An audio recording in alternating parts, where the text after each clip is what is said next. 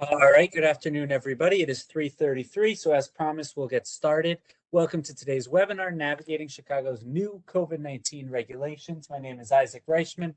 I'm the Director of Public Information at the City of Chicago Department of Business Affairs and Consumer Protection. I know many of you have joined a number of these webinars, but if it is your first one on, we're going to do a little bit of housekeeping before we get started. Again, I am with the Department of Business Affairs and Consumer Protection, that's BACP.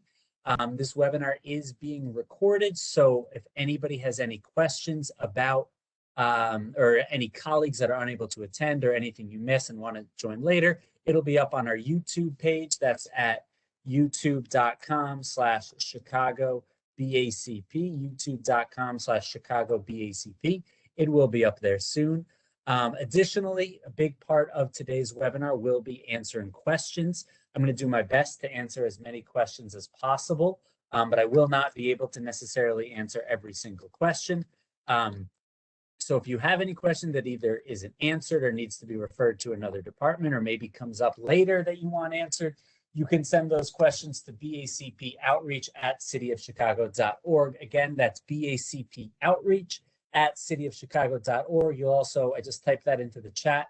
You can also find that on the bottom of every page through this webinar. Additionally, please use the chat for questions. Again, use the chat function for questions. That's what I've been typing into. Please reply to that if you have any questions. That's the easiest way for me to answer them as the webinar goes. So a little bit about why we're here today. Just last week, last Thursday, we announced updated regulations here for the city of Chicago based on the state's updated guidelines that were released the week prior and following some worrying trends in all of our COVID-19 metrics. So before we get into the specifics and where we're going from here, I wanted to provide an update at where we're at on our reopening metrics. Our goal is to get all the way down to controlled transmission there on the right. But our short-term goal has been to get to that moderate risk level and to stay in that moderate risk level. And we were able to get up to 50% capacity because we did just that. But about 2 or so weeks ago, after a few months of steady decline, our cases have begun to rise. They've actually begun to rise quite concerningly. They're not just going up slightly, they're going up quite rapidly. Today, we have, for the first time, been back above 400 new diagnosed cases per day. We're at 438, which puts us in the high risk level. Again, our goal is to get below 400 and even below 200. We were in the 200s for a while, but now we're back above 400 and we continue to go up. It's not just total numbers. Our test positivity got down to about 2.8% a few weeks ago. And now it's up above 4% for the first day today. As you can see, we're in the high risk there. We haven't quite hit the numbers for high risk, but we automatically bump into high risk if we have 5 or more days in which we're 10% higher than the week prior. So we've hit that 5 or more days in which consecutive days that have been 10% higher than last week, which has bumped us into the high risk category. Emergency department visits, most concerningly, are actually at the very high risk level right now. We have 79 new emergency room visits per day for COVID-19-like illnesses, and that's gone up to the very high risk level because we've had 7 straight days, 15% higher than the week prior. Now, the only metric that is still in that lower risk is ICU beds currently occupied by COVID patients. And that's in lower risk because that's very much a trailing metric. So it might even, cases will go up and then 3 weeks, a month from now, we'll see ICU beds go up. So that's, while that is still at lower risk, it's not necessarily a cause for, us to pat ourselves in the back that things are going well. Really, those first 3 metrics are all in that high risk or very high risk level, and that is very much a point of concern. So what was announced last week? What was announced last week were outdoor capacity increases to align with the state. So for the most part, The vast majority of what was announced last week are increases to outdoor capacity so that, for the most part, we now align with the state regulations for outdoor capacity. And the reason for this is a couple of reasons. First, the weather is getting warmer. We want people, we know that it is safest to be outside, that a year into this virus, we know a lot more than we did a year ago. And we know that it is much, much harder to transmit the virus outdoors. So we want to make sure that there's safe and easy ways to operate outdoors. We want to encourage businesses to make it as easy as possible for groups to operate outdoors. And we want to make sure that our outdoor capacity, where possible, aligns with the state in order to minimize confusion and to minimize, different sort of regulations at different parts in the state. And I'm going to go over all of these in more detail. But first, outdoor table size at bars, restaurants, events, things like that can increase to 10 people. Outdoor social events can increase to 50% capacity or 100 people. Performance venues, theaters, or seated spectator events can now increase to 50% or 50 people if your capacity is under 200, and 25% for venues that are over 200 people capacity. So for large establishments, large performance venues, stadiums, places like that can operate at 25% capacity. Outdoor health and fitness classes can increase to 100 people, and outdoor recreational areas can have multiple groups of no more than 50 people each. Want to emphasize, again, we've increased a lot of outdoor capacity regulations in order to align with the state. However, 6 feet of social distancing is still a requirement that you'll see at all of these different establishments. While we can have some more capacity outside, we still need to maintain social distancing. While the state loosened a number of different regulations indoors a couple weeks ago, due to this worrying increase in COVID-19 cases, positivity rate, hospitalizations in Chicago, the majority of indoor capacity limits will remain in place. And there's been 2 changes that were in effect last week. First, health and fitness center classes can expand to 50 people. So you can now have 50 people within a class at a yoga studio, establishment like that. Any sort of health and fitness center can have up to 50 people. However, you must maintain 6 feet of social distancing between those people. So if you do not have the space to maintain 6 feet between people, then you can not go up to 50. So 50 is only allowed at really large establishments that can fit 50 people with 6 feet of social distancing between them. Additionally, we have lowered the party size for bar or counter seating. So effective last week, bar and counter seating is limited to 4 people per party. It used to be 6, it is now limited to 4. And the reason for that is the health department took a look at the regulations and, from conversations with bars and restaurants, and they recognize when you're sitting at a bar, it's much harder to maintain social distancing between you and the bartender. So therefore wanted to limit the number of people. It's harder to maintain social distancing while you're at the bar. So wanted to limit bar and counter seating to 4 people per party. Tables can still have 6, but bar and counter seating is limited to 4 people per party. I'm going to provide a quick overview of all the different industries before jumping into detail on various different industries. First, bars and restaurants. Indoor service is capped at 50% or 50 people. There is no change. Outdoor service, there's no capacity changes at outdoors. There's no capacity restriction. There's no max number for outdoor capacity or a percent number for outdoor capacity at bars or restaurants. However, you can have 10 people per table outdoors and 6 people per table indoors. Patrons must be off site by 1 and no more than 4 people per party at the bar or counter. And tables must be spaced so that patrons are 6 feet apart from patrons at other tables. This is a new change to the regulations. So basically the new rules across the board is people always need to be 6 feet apart. So if you have a table, if you have one group of patrons sitting at one table, they need to be 6 feet apart from someone sitting at other tables. Social events. Indoor events are capped at 50% capacity or 50 people. No change there. Outdoor events are capped at 100 people while still limited to 50% capacity. All of the food service and bar regulations must be followed if you're serving food or drink at these social events, like weddings, potlucks, events like that. For commercial and residential buildings and hotels, limited to 50% capacity or 50 people per space indoors.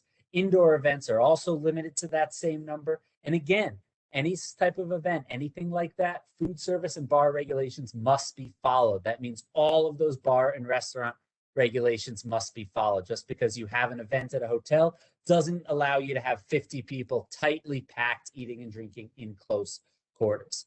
Recreation, bowling, arcade, places like that, still limited to a max of 50% capacity or 50, whichever is fewer indoors. And the maximum number outdoors, there's no maximum capacity limit, but groups are limited to no more than 50. You can have multiple groups. Museums are limited to 25% capacity, either indoors or outdoors, with guided tours limited to no more than 50 people. No changes for personal services, limited to 50% capacity. Face coverings can only be removed with safety precautions for specific services such as beard shapes, facials that require them. Retail stores, no change there, limited to 50% capacity. Performance venues, movie theaters, seated spectator events, 50% or 50 indoors. Outdoor venues, smaller outdoor venues are also limited to 50% or 50 people. Larger ones, though, that are over 200 people can have 25% of their total capacity. So if your establishment that typically fits 1,000 outdoors, you can have 250 people there for a performance, a seated spectator event, or movie showing, something like that. Health and fitness centers, 50% indoor capacity. Outdoor group classes can operate at indoor group classes can operate at 50% capacity, max 50 per space. Outdoor group classes can operate at 50% capacity with a max of 100 people per space. Great, I'm now going to go through these different industries in more detail. First, talking about bars and restaurants. Again, as a reminder, indoor service is permitted at the lesser of 50 people or 50% capacity, with 6 people per table indoors and 10 people per table outdoors. Food must be available at all times. Hopefully, this has been a rule now for a couple months, I believe. This should not be a heavy lift for any establishment that doesn't have a food license. You do not need to serve the food. You just need to make sure that it is available at all times. That can be as simple as posting a menu from a nearby restaurant and allowing delivery, or simply saying that Grubhub, Uber Eats, places like that are allowed to deliver to your establishment, and making sure that your patrons are aware of where they can order that from. Bar seating is allowed with 6 feet of social distancing between parties and no more than 4 people per party. Fully enclosed tents are considered indoors. So if you have a fully enclosed tent, whether you're using it for a wedding or a bar or as part of your bar or restaurant, that's always going to be considered indoors, and you need to follow the indoor regulations for that fully enclosed tent. Outdoor service is permitted and is preferred. Again, outdoor is much, much safer. All of the data, all of the research over the last year makes it clear that outdoors is much safer. So we strongly encourage bars and restaurants to establish outdoor options. Sidewalk cafes, outdoor patios, expanded outdoor dining areas, rooftops, retractable roofs, outdoor tents that are at least 50% of its walls open. So a fully enclosed tent is again indoors, but if 50% of the walls are open, then that is considered outdoors, and you can follow the outdoor regulations. Igloos and other one-party enclosures are considered outdoors. Indoor spaces that are within 8 feet of a wall that is at least 50% open by opening windows, doors, or panels, those are considered outdoor and can again follow those outdoor regulations. And what are those outdoor regulations? 10 people per outdoor table, and tables need to be arranged so that there is 6 feet of social distancing between patrons on one table and another table. Face coverings must be worn in all indoor and outdoor public settings, except when seated and actively eating or drinking. This means when your wait staff comes over, you should be putting your face coverings back on. It's not the second you sit down, now you can have it off forever. It should only be off when actively eating or drinking, and they should be back on when wait staff comes over. Tables must be spaced again so that patrons are 6 feet apart. Patrons must be seated while eating or drinking. Events must follow all of these indoor dining regulations. So you can have an event at your bar or restaurant, but again, patrons must be seated, tables must be 6 feet apart, and no more than 6 per table indoors, 10 per table outdoors. Reservations and a 2-hour time limit is encouraged but not required. You can have indoor recreation, pool, darts, things like that, but you must follow the recreation guidelines. That means face coverings worn at all times and no eating or drinking while you're taking part in those recreation activities. So you can have darts open, but if patrons are going to be eating or drinking while playing darts, then that's not allowed. Pickup or delivery, patrons must be off site still by 1 a.m., but pickup or delivery of food can continue at all licensed hours. Okay. I also wanted to now quickly talk about social events because these are definitely related and intertwined with indoor dining, restaurants, and bars. So indoor social events, things like weddings or renting out a bar or restaurant or an event venue for a birthday party, those are allowed, and they're limited to the lesser of 50% or 50 people. Outdoor social events, again, limited to the lesser of 50% or 100 people. However, and this is really, really important, all of the dining regulations that I just reviewed must be followed at social events. Our investigators will often show up at a private birthday party, a place like that where someone rents out a commercial location. And if we find people, they might be following the capacity regulations.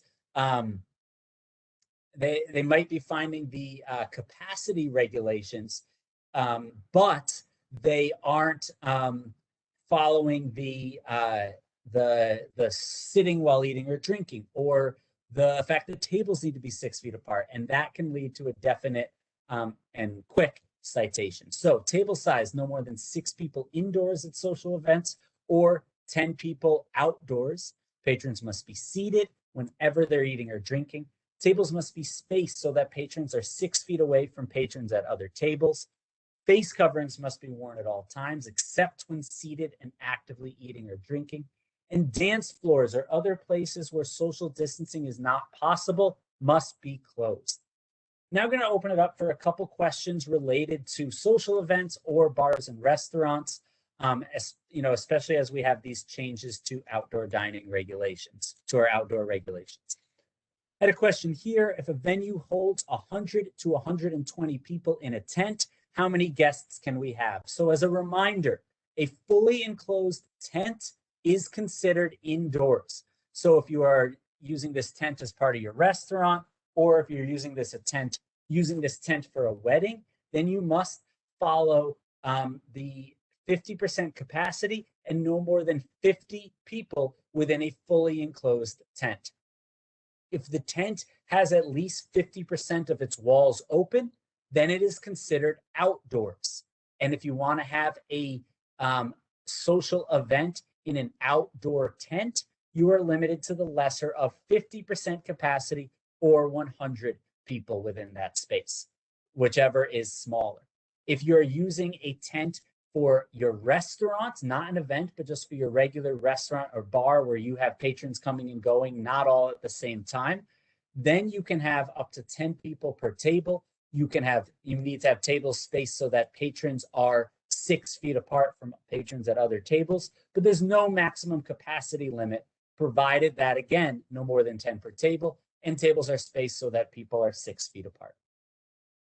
I have a question here about the 7-day rate of cases. So as a reminder, our rate of cases over the last 7 and actually in the last 14 days, have been increasing dramatically, up 10% weekly in cases and up 15% weekly in the number of hospitalizations. Again, if you have any questions, please submit them via the chat or always send us an email to bacpoutreach@cityofchicago.org. I see a couple questions come in related to health and fitness centers. I promise I will get to those in just 1 second. Performance venues, movie theaters, ticketed spectator events. Again, I've said the capacity a few times. I just want to remind people, 50% or 50 people, either for indoor spaces or for outdoor venues that have less than 200 people capacity. But outdoor larger venues, using Wrigley Field and Guaranteed Rate Field as an example, can operate at 25% capacity. All parties must be spaced so that they are 6 feet away from other parties. If eating or drinking is happening, food service and bars regulations must be followed. That means, again, party size, no more than 6 people indoors and 10 people outdoors. And patrons must be seated when they're eating or drinking. Face coverings must be worn at all times at these establishments, again, except when customers are seated and actively eating or drinking. It's the only time they can be have face coverings removed. Finally, and again, I see a couple more questions come in. Health and fitness centers. Indoor activity can be provided at your health and fitness center for 50%, no more than 50% capacity. A quick point, when I'm talking about health and fitness centers, I'm talking about gyms, private gyms, membership gyms and pools and yoga studios. I'm also talking about, fitness centers within a hotel or within a condo, and even pools within apartments, condos and hotels, places like that. Indoor activity can be provided at 50% capacity. That also means 50% capacity at pools, both indoors and outdoors. Indoor group classes can have no more than 50 people. Let me reiterate for the third time, though, social distancing and face coverings must be worn at indoor group classes. So if you have a small space, this doesn't mean, oh, now you can have 50 people in there. You need 6 feet of social distancing between patrons at all times. So if your space cannot fit 50 people, if you have 6 feet between all of them, then you cannot go up to 50 people. And again, face coverings must be worn at all times indoors. Outdoor fitness classes can now go up to 100 participants, and face coverings can be removed if you are outdoors and 6 feet apart from other participants. So just because you're outdoors doesn't mean you can remove your face covering unless you can maintain 6 feet of social distancing. And again, that 6 feet of social distancing should be maintained between individuals and equipment. This includes at both indoor and outdoor pools. Locker rooms can be open, but at this time, places where social distancing isn't possible, such as saunas, steam rooms, hot tubs, places like that, must remain closed. Reservations are not required for health and fitness centers. Great. Before moving on to a couple other details, I'm going to open it up for questions specifically related to the regulations. Can I address office spaces? So nothing has changed with this tweak as it relates to office spaces. Office spaces are limited to 50% capacity with no more than 50 people within any one gathering location. So if you have any meeting rooms, places like that, they're capped at 50 people. But overall, office spaces are at 50% capacity. I had a question here about outdoor flea markets, farmers market type events. My understanding is that is something that the health department will be providing additional guidance at related to in the coming days. So if you send me an email, send that to bacpoutreach@cityofchicago.org. I'll get you a specific response on that. I don't believe I have the latest for those locations, and I want to make sure to give you the proper information. The question here, if our numbers are increasing, why are we increasing capacities and decreasing restrictions? So an important point there. First, the entire reason why we made changes last week was following the state's announcement of an update to loosening of restrictions really across the board at indoor and outdoor locations. We took a look at those changes and we wanted to make sure we aligned with the state wherever possible. But we found that any changes to indoor regulations at this point to loosen them would not be proper and would not be safe. However, we know that outdoor is significantly safer. We also know, frankly, that a year into the pandemic, people are itching to go to bars and restaurants and to participate in events and to go to performance venues. And we want to make it very, very clear that the best way to do that is to do it outdoors. That outdoors is much, much safer than indoors. So as much as possible, we want to encourage people to do all of these activities outdoors. So we wanted to make sure that there were safe regulations in place to be outdoors and to be safe about it.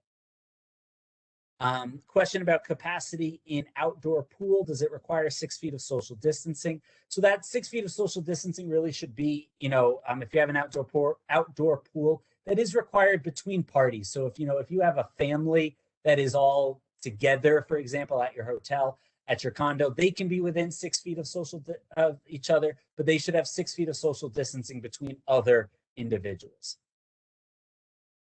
Again, as always, obviously with this recent rise in cases, it is very worrying. The mayor has made it very clear that we do not want to tighten restrictions. We know that it would be very, very challenging for bars and restaurants and other establishments if we did.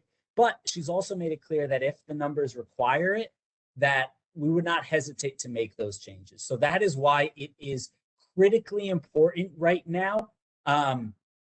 It is critically important right now that we follow these regulations, particularly that 6 feet of social distancing and that limit on party size of 6 people indoors and 10 people outdoors.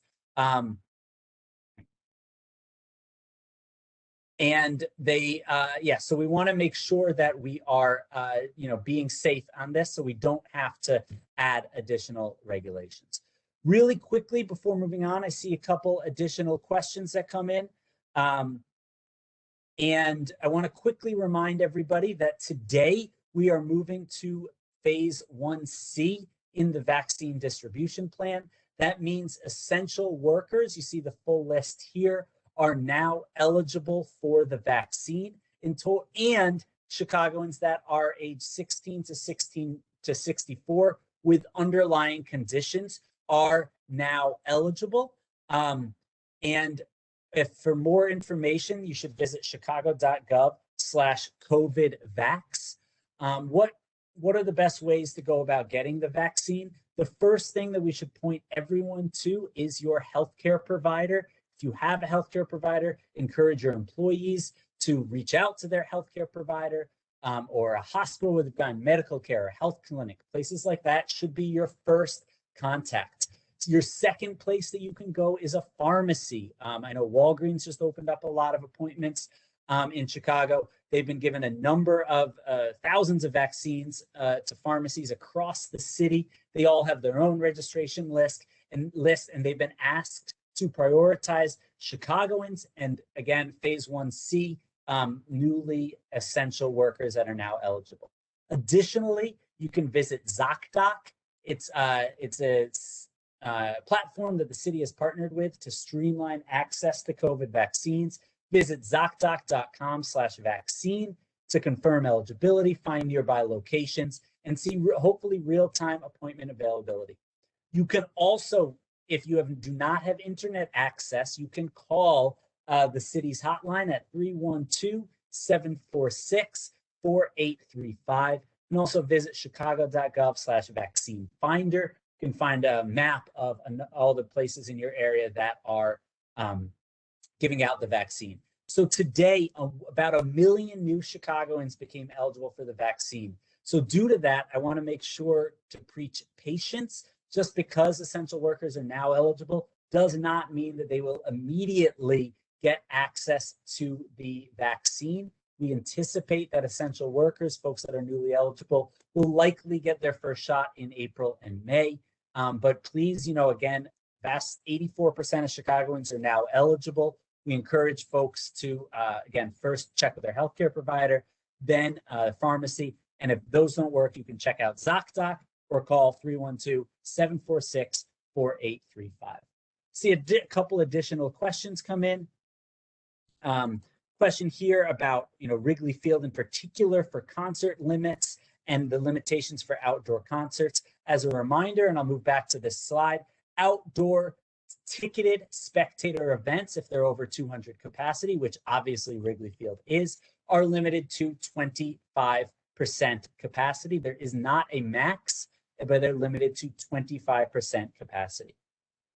I had a question here about if everyone in an office or a business, or really I would take this to apply to any sort of establishment, are there different rules if everyone has been fully vaccinated? At this point, there are not different rules for if people have been fully vaccinated. That is something that the health department is looking closely at. But at this point, no, there are no different rules for folks that are fully vaccinated. Had a follow-up question about increasing indoor capacity. Again, the only place in which we did increase capacity, you are correct, were at health and fitness centers from 20 to 50. The reason for that is we want it to be consistent across establishment. Bars and restaurants have no more than 50 people. Performance venues have no more than 50 people indoors. And the health department looked closely at our regulations, and they determined that provided that people are 6 feet apart with masks on, then going up to 50 people within a health and fitness class does not increase the risk.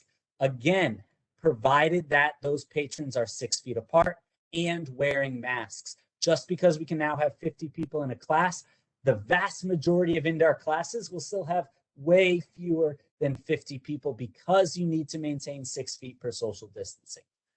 Throughout this pandemic, we've been very clear. Regulations are kind of, we're using a dial to determine what exactly to use. And it was determined that 50 people in a health and fitness center class would be consistent with other industries and would not increase risk provided that face coverings are on and 6 feet of social distancing is maintained.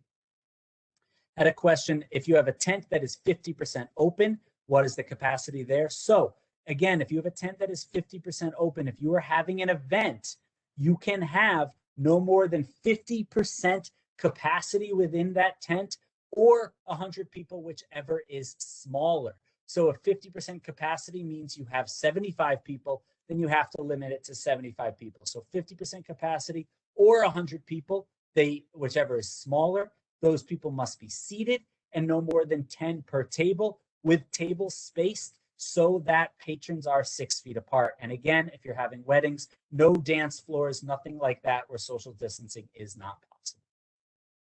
We're a little over time. I want to encourage everyone to email me at bacpoutreach@cityofchicago.org if we did not get to your question. Appreciate you all for taking this time. And again, I want to strongly encourage everyone, remind everyone of the importance of following all of these regulations. We're very concerned as these numbers are going up, and we know that these regulations keep people safe, and we want to make sure we continue to follow those. So thank you. Don't hesitate to reach out with any questions. Appreciate it. Have a good day.